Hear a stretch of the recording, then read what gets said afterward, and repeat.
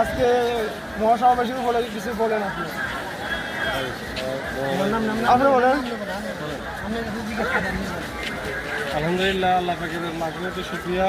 আল্লাহ পাক যে তৌফিক দিয়েছে আমাদের লক্ষ কোটি জনতা এই সমাবেশে আসার।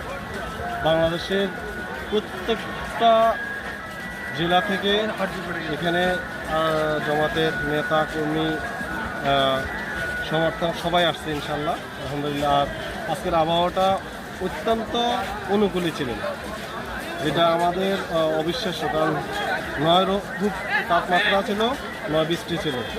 খুব সুন্দর একটা পরিবেশে আমরা এই সমাবেশ সুন্দর সাফল্যভাবে সমাপন করতে পারতেন, আলহামদুলিল্লাহ। আর সমাবেশের উপলক্ষ হলো আমরা আগামী বাংলাদেশ যেন ইসলামের বাংলাদেশ হিসেবে আমরা পাই, সেই লক্ষ্যে আমাদের এই জোগানো জোয়ার জমন সমুদ্র আল্লাহ যেন কবুল করেন। আমিন।